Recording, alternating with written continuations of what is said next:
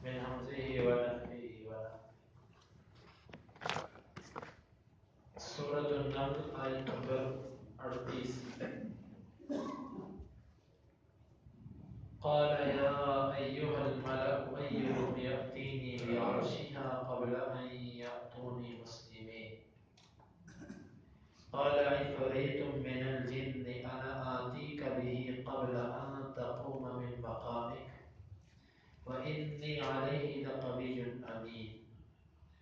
قال الذي عنده علم من الكتاب أنا آتيك به قبل أن يرتد إليك طرفك فلما رآه مستقرا عنده قال هذا من فضل ربي ليبلوني أأشكر أم أكفر ومن شكر فإنما يشكر لنفسه ومن كفر فإن الله غني كريم فإن ربي غني كريم قال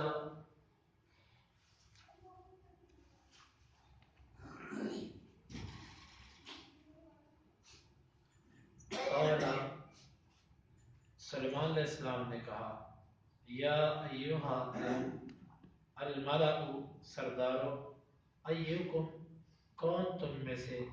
یأتینی میرے پاس لائے گا بعرشہا اس کے عرش کو قبل اس سے پہلے ان کے یأتونی وہ آئیں میرے پاس مسلمان ہو گئے قال کہا افریتن ایک سرکش نے ایک تیز چالاک نے من سے الجن جنوں انا میں آتی کا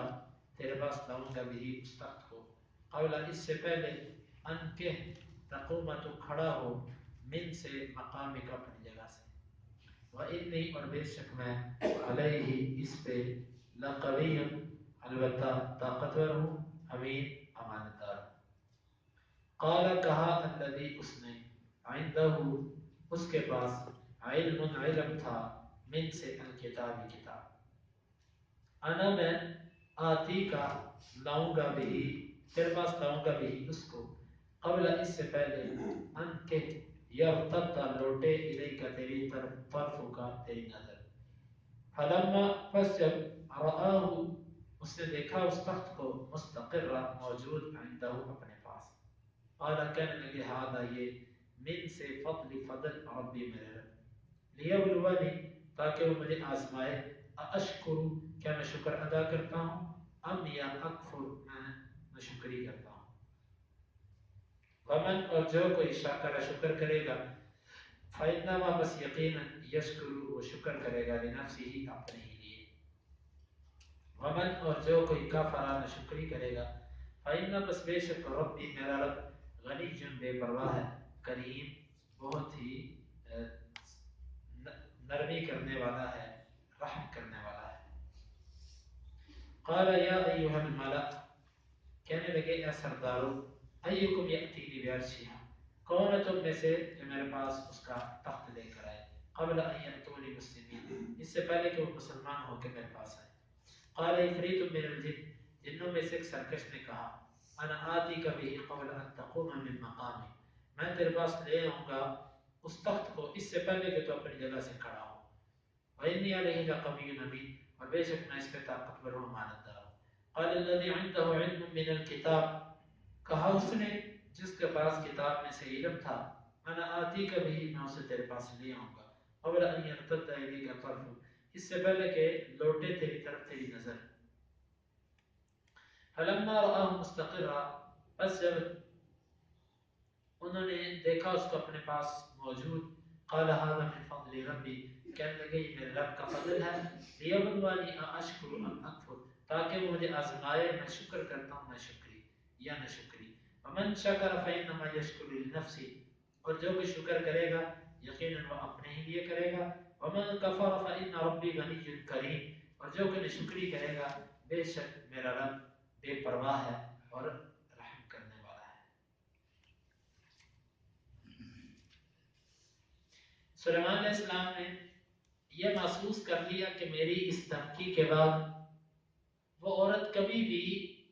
مقابلے کے لیے تیار نہیں ہوگی اور یقیناً وہ آئے گی اور مسلمان ہو کے آئے گی۔ جب یہ محسوس کیا تو سلمان علیہ السلام نے اس کی ایک اور آزمائش کرنا چاہی اور اس کو یہ بھی بتلانا چاہا کہ ہمیں اللہ تعالیٰ نے کتنی طاقت اور قوت عطا فرمائی ہے۔ اس کے اظہار کے لیے فرمانے لگے کہ بھئی کون ہے جنوں میں سے یا جو وزیر مشیر تھے ان سے کہا کہ کون ہے تم میں سے جو اس کے تخت کو میرے پاس لے کر آئے، مجھے اس کا تخت چاہیے۔ بعض مفسرین نے تخت لانے کے بارے میں بڑی عجیب عجیب باتیں لکھی ہیں کہ سلیمان علیہ السلام نے اس لیے اس کا تخت منگوانا چاہا تھا کہ اگر وہ مسلمان ہو گئی پھر تو اس کا مال میرے لیے حلال نہیں، تو اس سے پہلے میں اس کا تخت لے لوں۔ یہ بات ایسے ہی کوئی مضبوط بات نہیں ہے، کیونکہ جب انہوں نے سلمان علیہ السلام کو تحفے بھیجے تو انہوں نے یہ کہہ کے واپس کر دیے فما آتانی اللہ خیر، جو اللہ تعالیٰ نے مجھے عطا کیا وہ بہتر ہے مما آتاکم، اس سے جو اس نے تم کو عطا کیا۔ تو سلیمان علیہ السلام کے پاس اس کے تخت سے بہترین چیزیں موجود تھیں۔ تو بہرحال یہ سلیمان علیہ السلام ایک تو اس کو اپنی طاقت کا بتلانا چاہتے تھے اور دوسرا اس کا امتحان بھی چاہتے تھے۔ اس سے پہلے کہ وہ میرے پاس مسلمان ہو کے آئیں، کون اس کا تخت میرے پاس لائے گا؟ قال افریت من الجن، افریت کہتے ہیں اس سرکش جن کو جو بڑا ہی چالاک ہو اور اپنے مد مقابل پر مٹی دھول دے، یعنی کہ بہت چالاک اور مکار قسم کا جن۔ تو ایک بڑے ہی چالاک قسم کے جن نے کہا کہ میں اس کا تخت آپ کے پاس لے آؤں گا، کتنی دیر میں لاؤ گے؟ آپ ابھی اپنی جگہ سے کھڑے نہیں ہوں گے تو اس سے پہلے میں تخت لے آؤں گا۔ جنات کو اللہ تعالیٰ نے بہت طاقت عطا فرمائی ہے، ایک لمحے میں ایک جگہ اور ایک لمحے میں یہ دوسری جگہ منتقل ہو جاتے ہیں، ان کے اندر یہ طاقت اللہ تعالیٰ نے رکھی ہوئی ہے۔ تو اس نے کہا کہ میں بس اتنا ہی ٹائم لگے گا کہ آپ اپنی جگہ سے اٹھیں گے اور اتنی دیر میں آپ کے سامنے تخت ہوگا۔ تو سلمان وَإِنِّي عَلَيْهِ لَقَوِيٌّ أَمِينٌ، اور میں اس بات پہ طاقتور رکھتا ہوں، طاقت بھی رکھتا ہوں اور امانت دار ہوں۔ کسی بھی کام کو کرنے کے لیے دو چیزوں کا ضروری ہے، ایک بندے کے اندر کام کرنے کی طاقت ہو اور دوسرا بندہ ہو امانت دار۔ اگر طاقت نہ ہو تو تب بھی کام نہیں بنتا، اگر بندہ خائن ہو، امانت دار نہ ہو تو تب بھی کام نہیں بنتا۔ فرمایا کہ میں طاقت بھی رکھتا ہوں اس کام کو کرنے کی اور امانت دار بھی ہوں، جس طرح تخت ہوگا اسی طرح لا کے رکھوں گا، اس کا کوئی موتی، کوئی ہیرا، کوئی جواہر، کوئی چیز میں اس کی تبدیل نہیں کروں گا،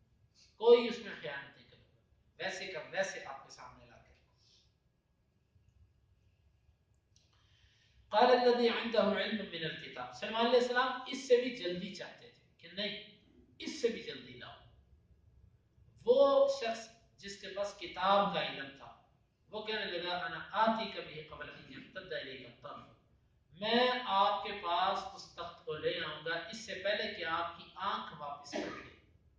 یعنی عام لفظوں میں یوں کہہ لے آنکھ جھپکنے کی وقت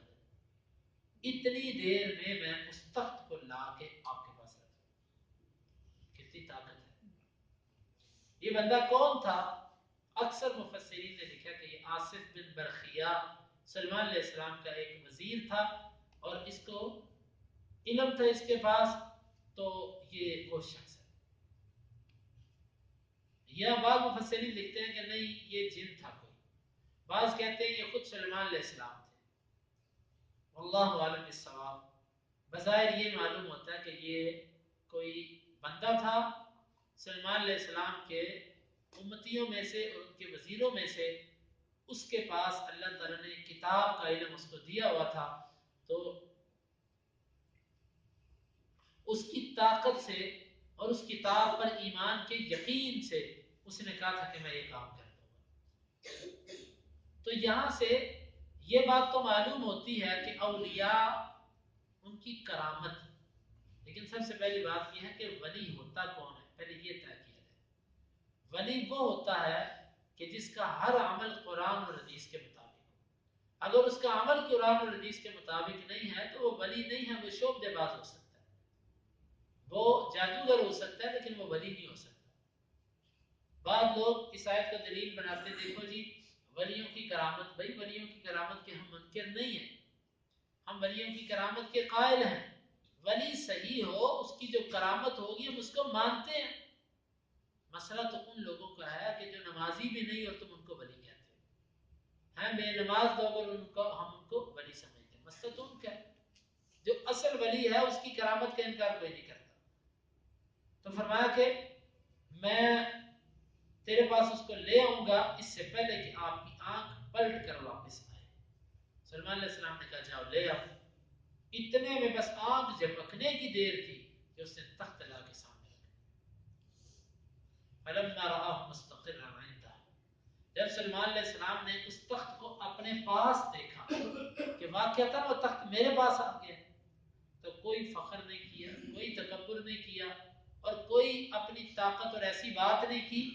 فرمایا ھذا من فضل ربی، یہ میرے اللہ کا فضل ہے۔ ہمیشہ ایمان والے لوگوں کا،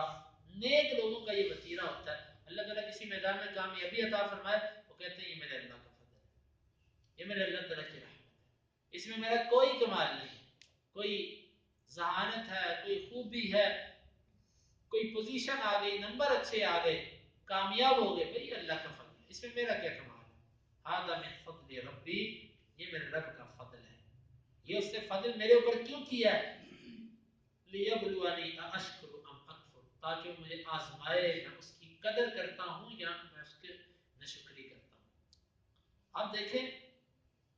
اس آیت سے معلوم ہوا کہ اللہ تعالیٰ کبھی انسان کو چھین کر کوئی چیز آزماتے ہیں اور کبھی کوئی چیز دے کر آزماتے ہیں۔ کبھی اللہ تعالیٰ انسان سے کوئی چیز چھین لیتے ہیں، ہمیں یہ صبر کرتا ہے کہ نہیں کرتا، اور کبھی اس کو دیتے ہیں کہ یہ شکر کرتا ہے کہ نہیں کرتا۔ اسی لیے نبی صلی اللہ علیہ وسلم نے فرمایا کہ عجبا لامر المؤمن، مومن کے معاملے پر تعجب ہے، فإن امرہ کلہ خیر، اس کا سارے کا سارا معاملہ خیر ہے۔ ان اصابتہ سراء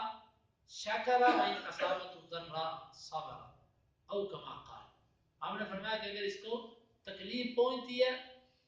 تو صبر کر کے اجر لے لیتا ہے، اور اگر اس کو اللہ تعالیٰ کی کوئی نعمت پہنچتی ہے تو شکر کر کے اجر لے لیتا ہے۔ معاملے اس کے ہر معاملے میں خیر ہے۔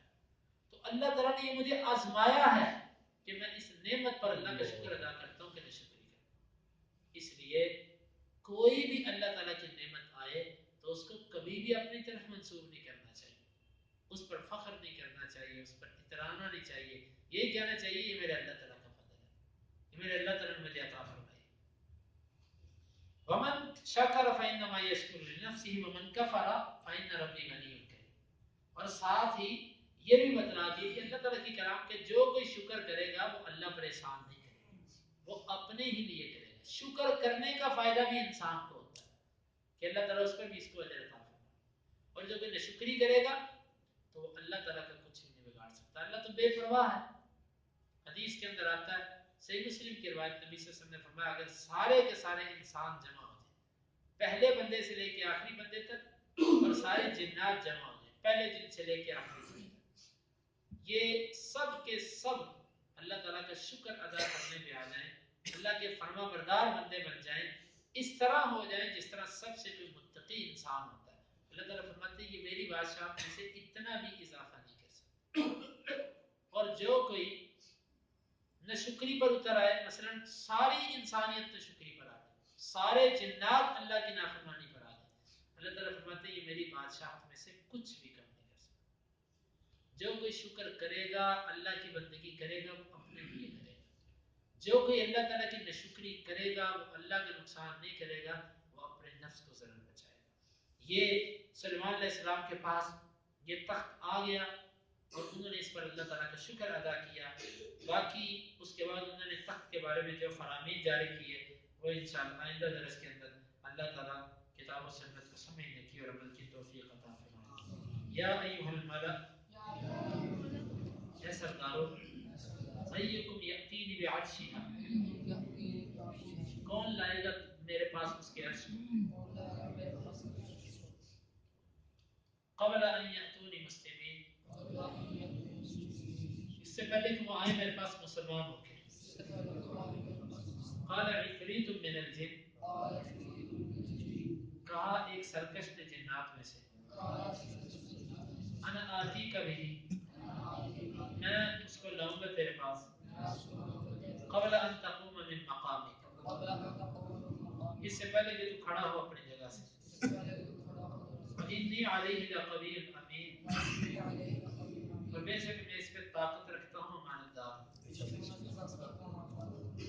الذی عندہ، کہا اس نے جس کے پاس علم من الکتاب، کتاب سے علم تھا، انا آتی کا بھی، میں اس کو تیرے پاس لاؤں گا، قبل ان یرتد الیک طرف، اس سے پہلے کہ لوٹے تیری طرف تیری آنکھ، فلما، پس جب رآہ مستقرا، جب پایا اس کو موجود، عندہ، اپنے پاس، قال هذا من فضل ربی، فرمانے لگے یہ میرے رب کا فضل ہے، لیبلونی، کہ وہ مجھے آزمائے، اشکر ام اکفر، میں اس کا شکریہ ادا کرتا ہوں یا نہ شکریہ، ومن شکر، اور جو کہ شکر ادا کرے گا، فإنما يشکر لنفسه، یقیناً وہ شکر ادا کرے گا اپنے ہی لیے، ومن کفر، اور جو کہ ناشکری کرے گا،